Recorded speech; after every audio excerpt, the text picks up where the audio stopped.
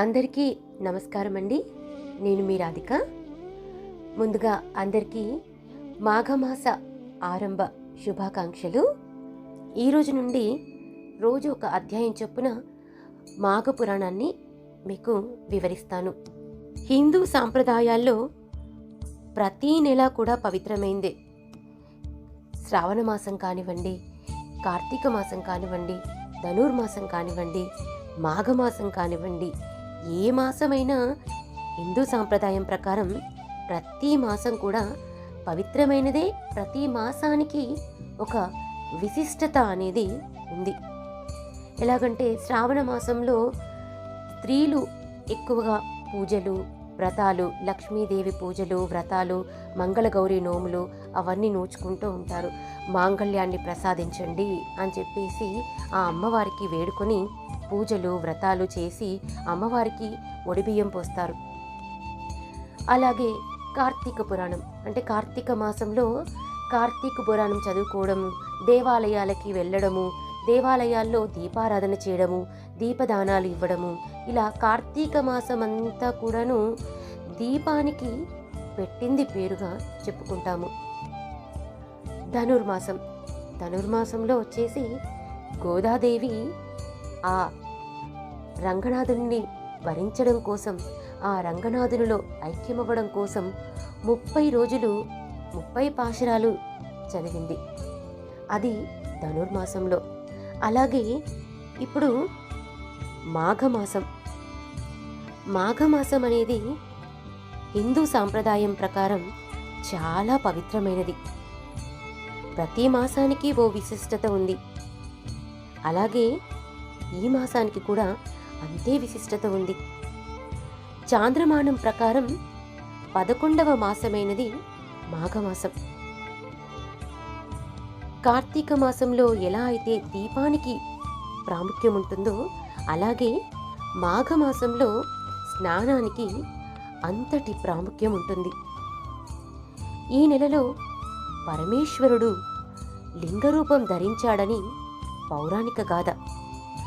అంతేకాకుండా చదువుల తల్లి సరస్వతీదేవి జన్మించింది కూడా ఈ నెలలోనే.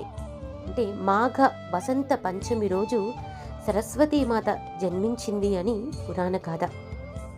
అంతేకాకుండా సూర్యభగవానుడు తన రథంపై సంచారానికి బయలుదేరుతాడని కూడా విశ్వసిస్తారు. మాఘమాసం పుణ్యస్నానాలకి పెట్టింది పేరు. ఈ మాసంలో మకర లగ్నంలో సూర్యభగవానుడు ఉండే సమయంలో చేసే స్నానాలకు చాలా విశిష్టత ఉంది. ఈ జలమంతా హరి పరిపూర్ణుడై ఉంటాడని, ఆ విధంగా విష్ణుమూర్తి దయకు పాత్రులమవుతామని చెప్తారు. ఈ మాసమంతా తెల్లవారుజామున లేచి స్నానం ఆచరించడం అనేది నిత్యకృత్యంగా భావిస్తూ ఉంటారు. మాఘమాసంలో ఎక్కువగా యజ్ఞ యాగాది క్రతువులు జరిపిస్తూ ఉంటారు. ఎందుకంటే చంద్రుడు మఘ నక్షత్రాన ఉండే మాసం మాఘం. మఘం అంటే యజ్ఞం. యజ్ఞ యాగాది క్రతువులకు మాఘమాసాన్ని శ్రేష్టమైనదిగా భావించేవారు. ఈ మఘాధిపత్యాన క్రతువులు జరిగే మాసం కనుక ఇది మాఘమాసమైంది. మాఘమాసంలో పవిత్ర స్నానం ఎంతటి గొప్పదో అంతే గొప్ప విశిష్టతను కలిగింది యజ్ఞ యాగాది క్రతువులు కూడాను. అఘము అనే పదానికి సంస్కృతంలో పాపము అని అర్థం. మాఘము అంటే పాపాలను నశింపచేసేది అని అర్థం. అందుకే మనకున్న మాసాలలో మాఘమాసం విశిష్టతను సంతరించుకుంది. ఇది భగవంతుడికి ప్రీతికరమైనది. అది శివుడైనా విష్ణువైనా ఎవరైనా కావచ్చు. భగవంతుడికి ప్రీతికరమైనటువంటి మాసం మాఘమాసం. ఈ మాసంలో గణపతికి, సూర్యుడికి చేసేటటువంటి పూజలు, వ్రతాలు చాలా ఫలితాన్ని ఇస్తూ ఉంటాయి అని అంటారు. ముఖ్యంగా సూర్యుడు మకర రాశిలోకి ప్రవేశించినప్పటి నుండి ఉదయకాలపు స్నానాలు చేయటం ఓ వ్రతంగా భావిస్తారు.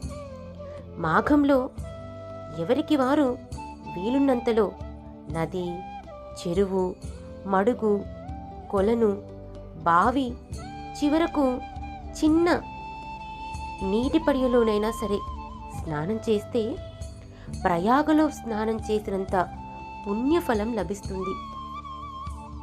చలికి భయపడక ఉదయాన్నే నదీ స్నానం చేయటం సర్వోత్తమం. మాఘమాసంలో ప్రతిరోజు అంటే 30 రోజుల పాటు నియమనిష్టలతో స్నానాలు, వ్రతాలు చేయటం పలు ప్రాంతాల్లో ఆచారంగా ఉంది. ప్రతిరోజు స్నానం, పూజ, మాఘ పురాణం పఠనం, శ్రవణం కాని చేస్తే పాపహరణం అని వ్రత గ్రంథాలు పేర్కొంటున్నాయి. అంతేకాకుండా మాఘమాసంలో సూర్యుడు ఉన్న రాశిని బట్టి ప్రత్యూష కాలంలో సూర్యకిరణాలు ఒక ప్రత్యేక కోణంలో భూమిని చేరుతాయి. ఆ సమయంలో సూర్యకిరణాల్లో ఉండే అతి నీలలోహిత పరారుణ కిరణాల సాంద్రతల్లో మార్పులు వస్తాయి. ఆధునిక శాస్త్రవేత్తలు సైతం సూర్యోదయానికి ముందు చేసే స్నానాలు చాలా ఆరోగ్యవంతమైనవని, వేగంగా ప్రవహించే నీళ్లలో చేసే స్నానాలు శ్రేష్టమైనవని పేర్కొంటున్నారు. ఈ స్నానాలకు అంతటి ప్రాశస్త్యం ఉంది. ఆరోగ్యపరంగా కూడాను ఈ మాఘమాస స్నానాలు మనకి ఎంతగానో ఉపయోగపడతాయి. మాఘ స్నానాలకు అధిష్టాన దైవం సూర్య భగవానుడు. స్నానానంతరం సూర్యునికి అర్ఘ్యం సమర్పించడం కూడా ఒక ఆచారం. మాఘమాసంలో సూర్యోదయానికి పూర్వం గృహస్నానంతోనైనా 6 సంవత్సరాల అఘమర్షణ స్నాన ఫలం లభిస్తుంది అంటారు. బావినీటి స్నానం 12 ఏళ్ల పుణ్యఫలాన్ని, తటాక స్నానం ద్విగుణం, నదీ స్నానం చాతుర్గుణం, మహానదీ స్నానం శతగుణం, గంగా స్నానం సహస్రగుణం, త్రివేణీ సంగమ స్నానం నదీ శతగుణ ఫలాన్ని ఇస్తాయని పురాణాల్లో తెలిపారు. మాఘ స్నానంలో దివ్య తీర్థాలను స్మరించి పాప వినాశనం కోరుతూ స్నానం చేయడం సాంప్రదాయం. ఇంతటి పవిత్రమైన మాఘమాసంలో మాఘస్నానాన్ని ఆచరిస్తూ మాఘ పురాణం వింటూ తరిద్దాం.